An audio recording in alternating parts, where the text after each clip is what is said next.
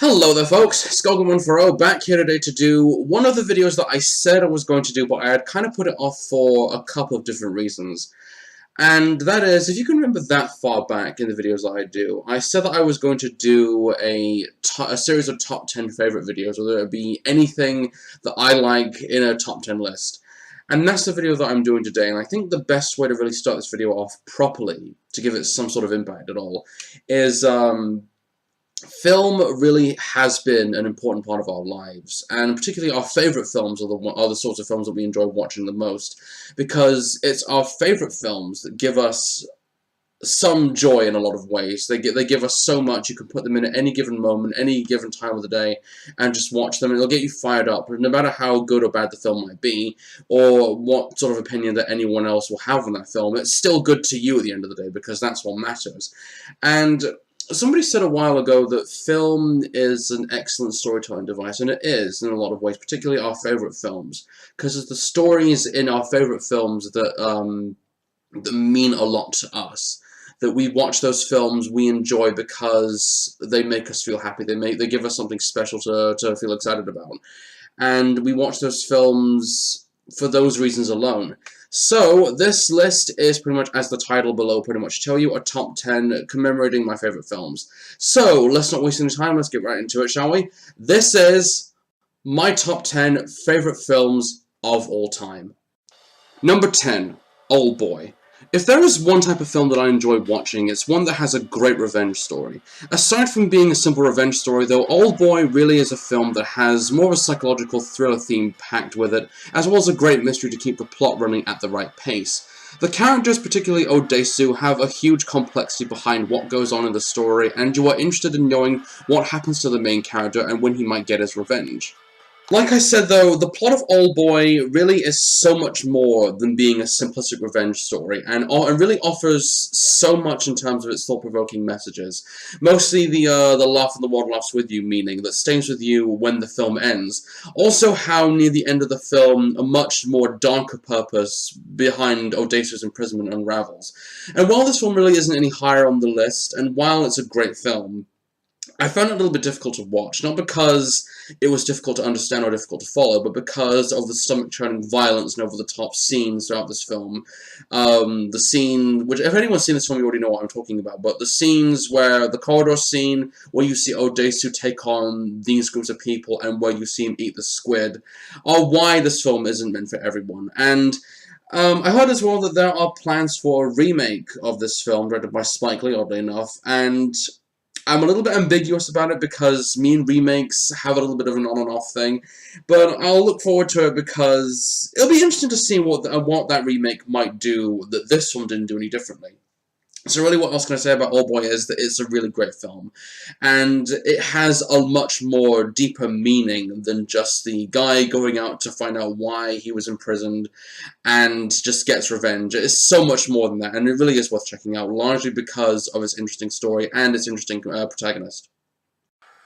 Number 9, They Live. Films that have strong themes of consumerism and propaganda have a place in the history of cinema.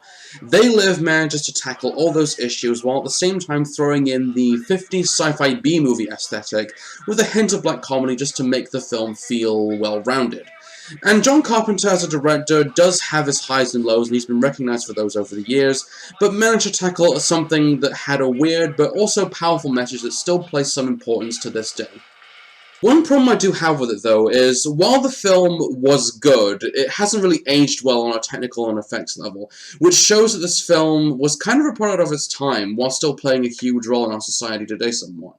The cast was strong to help carry the movie forward, and the direction was well handled, of course, being by John Carpenter, and the memorable dialogue as well, but delivered by Nada, Roddy Piper's character, which ended up being used in Duke Nukem, the "I have come here to chew bubblegum" line, which you hear an awful lot nowadays. So although this film is far from perfect, it's not a perfect film in any way at all, it really has become a cult classic, and really, worth checking out.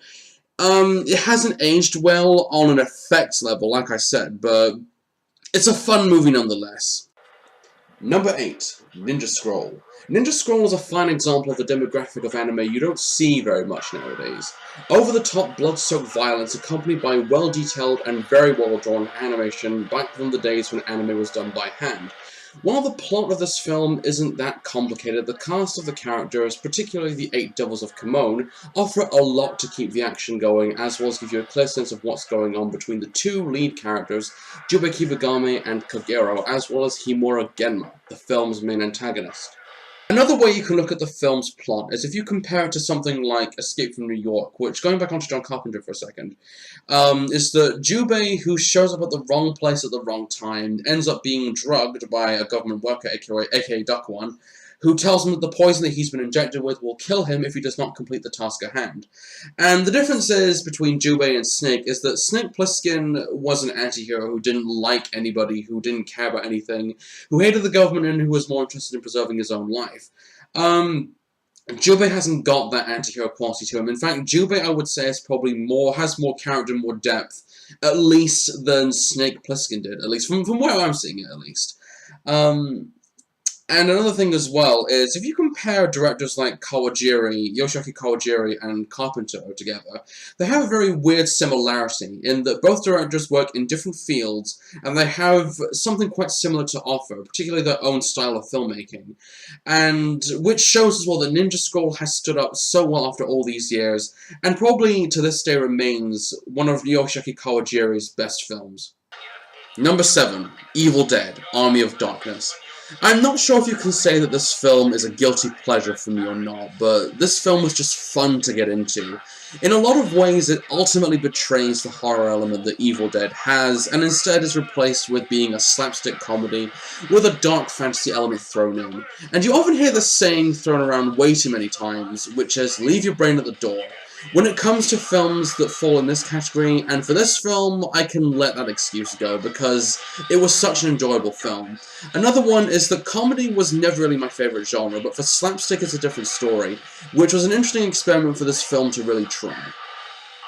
Although the character of Ash Williams now has become an incredibly unlikable character, he has in some way become something of an icon, in not just horror cinema, but cinema in general. And hearing him spout memorable one-liners, which are quotable as well, made this film become something of a cult classic. Also, seeing that this film was really a continuation of Evil Dead 2, which was a remake of the first Evil Dead, felt somewhat weird, but still amusing to see the film go the comedic route, which is a bit of a mixed blessing for anyone who was a fan of the first one. One more example as well is that this is a Bruce Campbell film. Anything that Bruce Campbell's in is always worth watching, because Bruce has this amazing on-screen presence, which shows that if the film is not going to be a great movie, or it's going to be an artistic achievement, the film's just going to be enjoyable and it will be fun to watch, and really that says quite a lot. Number 6. Rashomon. If there is one thing that is clear about the late Akira Kurosawa, was that he was an incredible filmmaker, who made films that left such a huge impact on us. The samurai genre gave us films like Seven Samurai, The Hidden Fortress, Yojimbo, and etc. And all those films work so well in their own ways. But Rashomon as a period drama is an incredible film, largely because of the cast, and mostly the story and how it's told from the point of view of the characters that inhabit the story, and works for me as a story that is told from, and you hear this quite a lot, a certain point of view, in that the film relies mostly on you to figure out which of the story told by the characters is true and which one's a lie. So really you're meant to be a detective and solve the mystery that inhabits the film's plot.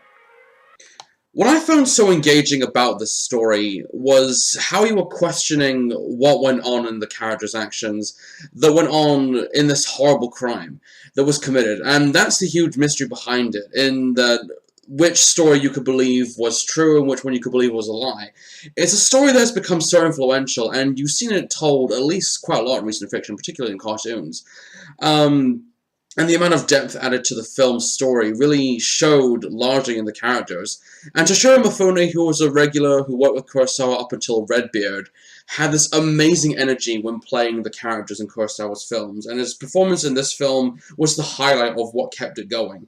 And quite honestly, this film's incredible mystery is why I loved it so much, and why it stood out for me as being a film that took a much deeper look at the characters, at each of the characters, and how this mystery unraveled throughout the course of the film. So for the moment, that kind of brings my top 10 favorite film list to somewhat of a end of part for now.